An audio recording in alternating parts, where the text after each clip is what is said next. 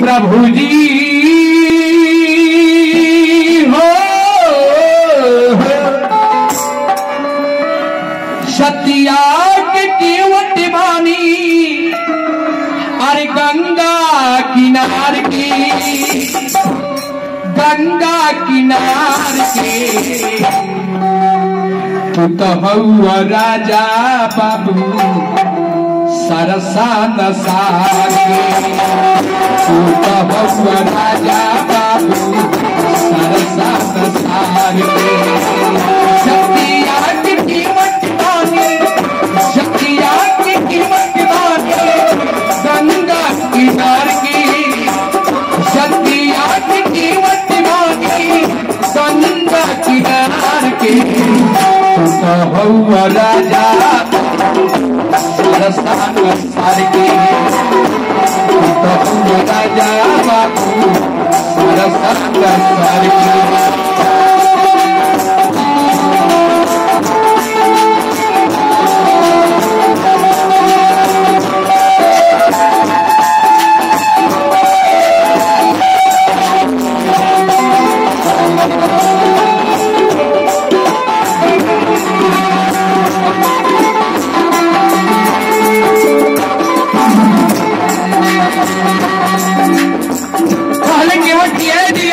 सुनले वाली की राउर चरण में जादू के खान जननी ऐसे मेघर चरण को खोरले हम रहुआ के नाव पर ना चढ़ाए काहे कि सुनले वाली पत्थर से नारी हो गई राउर चरण पत्थर में स्पर्श भइल तो नारी हो गई थी एगो औरत लायक हम दिन भर नाव खेले एगो औरत बाड़ी नौका के खातिर दिन भर नाव में चलावत नहीं आई जदि काल में कन्हैया जी बैठल यदि काट के मैया यदि औरत हो जाई तो हमर का दशा हो एगो औरत के तो खर्ची जुटते नहीं है भाई दू आदमी के हम कहाँ से भरमाया कर पहलस के माटा तोहरे चरनिया में जादू के खानवा पत्थर से नारी बनलाया शानवा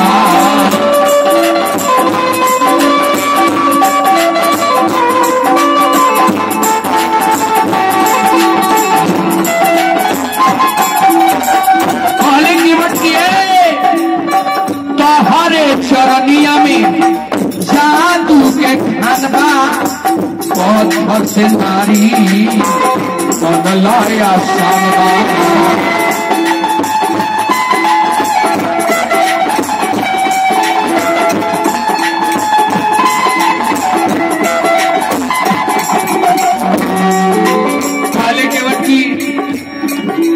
सरकार एक रउआ की बात की हमरा ध्यान मत दे जाई हम जवन बहुत नहीं उतरी के सुन जाई पहले ओ हाथी न पार करिहा ओ हाथी न पार करिहा आवगुण विस्तार की ओ हाथी न पार करिहा आवगुण विस्तार के तू तो हौआ राजा बाबू सरसा नसार के तू तो हौआ राजा बाबू सरसा नसार के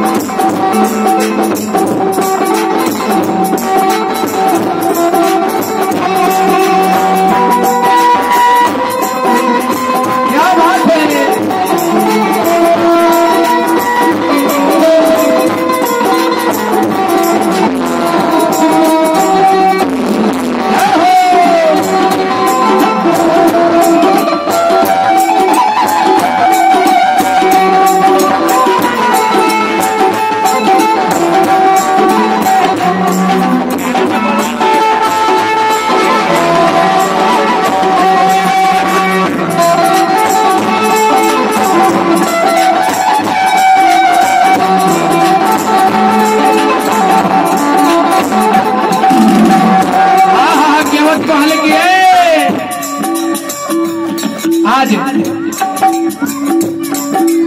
जब इतना बात केवट की लक्ष्मण जी सुनो तानी तो कहनी के बाप रे बहन न देखो, लेकिन कहले केवट की हमारा घाट पर बनी हमार राउत बुद्धि ना लगी जी हम एक दिन घाट पर गई रहनी। वो समय के बाद में जब समय में कछुआ रहे केवट आशीष सैया पर शेषा अवतार लक्ष्मण जी शेष नाग रहे, तो वही समय में केवट जे कछुआ रूप में रहे वो जन्म में कछुआ रहे आउ चहले की सिर सागर में भगवान के चरण जाके हम पकड़ ली। तो लक्ष्मण जी जब अपना जोहर से उससे नाग जब पकड़ ले तो जोहर जाके पड़ल वो पीठ पर ऊपर काला हो गई पीठ। पहले की सरकार ए मेरा हमारा घाट पर आई बनी है मत कुछ बोली चुपे रहा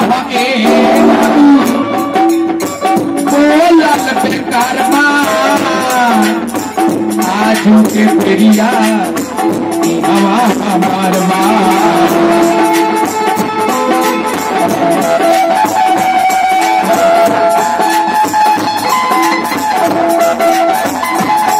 पहले केवट की बबुआ एबर मत बोलल जावे हमर बोले के अधिकार नहीं है। चलिए हमारा श्री रूप नारायण प्रसाद जी की तरफ से 51 रुपया, अभिनंदन ठाकुर जी की तरफ से 51 रुपया, रिशु बाबू के तरफ से 51 रुपया आई बा। लेकिन कहल गई बा कि हाथ की कंगना कटार हो गई रूप नारायण जी। रिशु बाबू अभिनंदन जी कहल बा कि हाथ की कंगना कटार हो गई, आज करा के अपन बनौनी वीरान हो गई। केहू के इंतजार में राते रात रहल भोरे भिलसार हो गई। माथे के चंदन कबहू पाँव के धूल हो जाला, जे नियरे रहेला कबही दूर हो जाला। की ना चाहेला ये दुनिया में जिए कि केहू मरहू न मजबूर हो जाला। आज जेकरा समय आवेला एगो समय ऐसा चीज है कि सब केहू के एक दिन समय आई आ वही समय में सबकर परिवर्तन होला। आज केवट के घाट पर भगवान पहुंचल बाड़े। चली हमारे श्री ज्योतिलाल प्रसाद जी के तरफ से 51 रुपया आई बा। केवट चरण पर खड़िए ना आज भगवान के कहले कि आए बाबू आए चुप रहो अमर मत बोलो एवर हमार बारी। एक दिन हम तारा घाट पर गई रहनी तोहर बाबू जी रहा तो बड़ा सेवन बैठे कहले ए बाबू चुप रहा बोलल बेकार बा आजू के प्रिया हवा हमार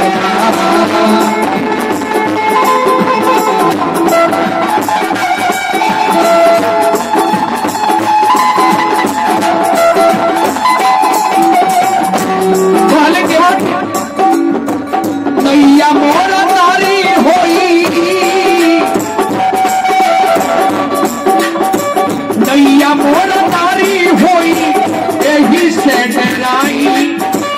नैया मोर तारी होई यही से डराई। तू कहो राजा बाबू सारा संसार की तू कहो राजा बाबू सारा संसार की।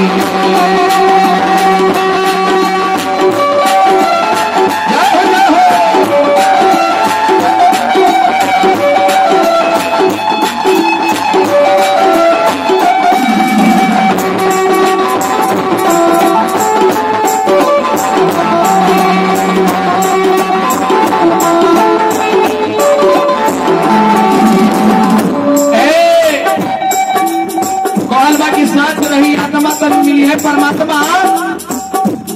मन बचत तो कठौती में बाड़ी कहूंगा न तो बैठल बनी पूजा पर मन बा पूजा पर जी। हाँ हाँ चार है जी कितना बड़ा कहेला। लेकिन देखिए सच्चा भक्ति दू ही आदमी के रहे, दू ही आदमी के कठौती में गंगाई बड़ी,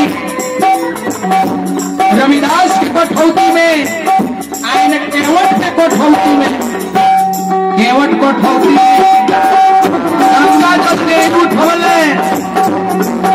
गंगा जी कहली कि जरा चरण से हमारे उत्पत्ति भई बा,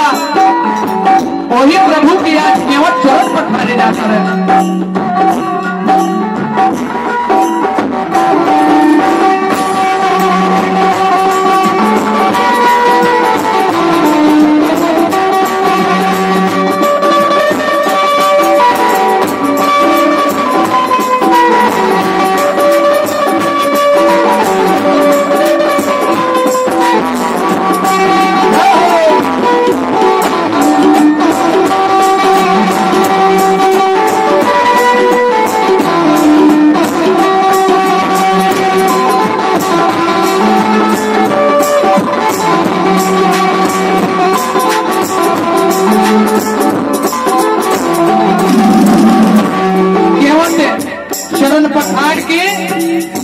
सभे प्राणी सबसे पहले केवट पंचामृत पियतर है, तनी हाथ उठाई के करे पंचामृत चाहिए, भगवान के चरण रख सबका चाहिए ना,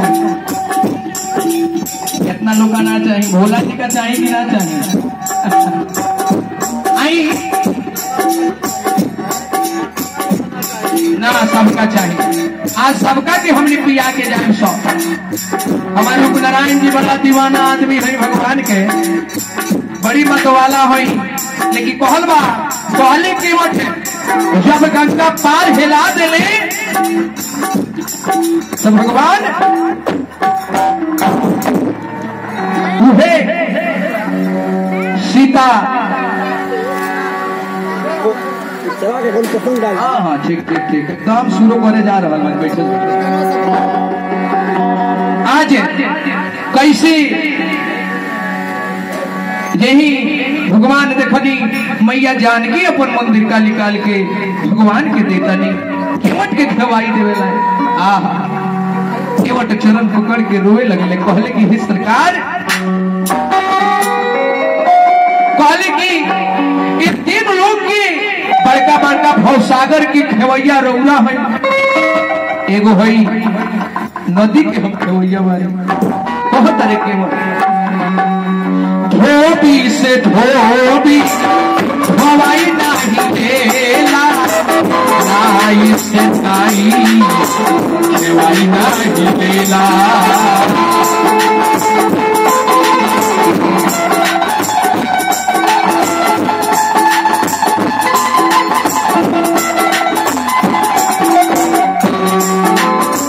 धोबी से धोबी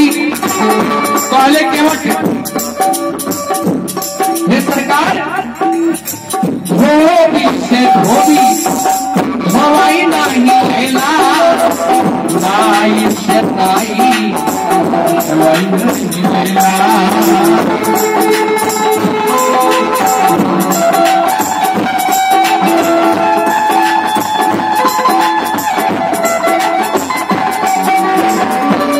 कहले कि हे सरकार, हमरो दैया रौदा घाट पर हम आए, वो दिन हमरो दैया रौदा पार करे, इहे रौदा से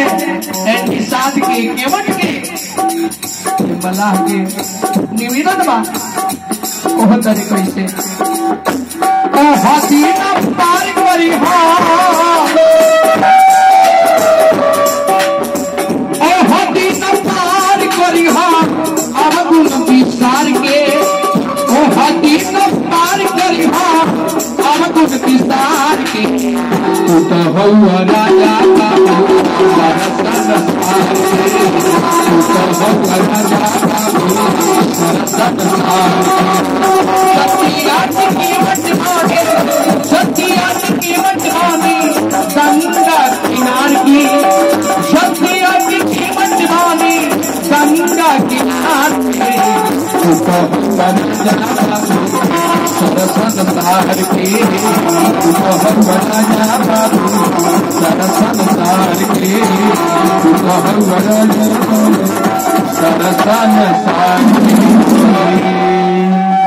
प्रेम से बोलिए सच्चे दरबार की।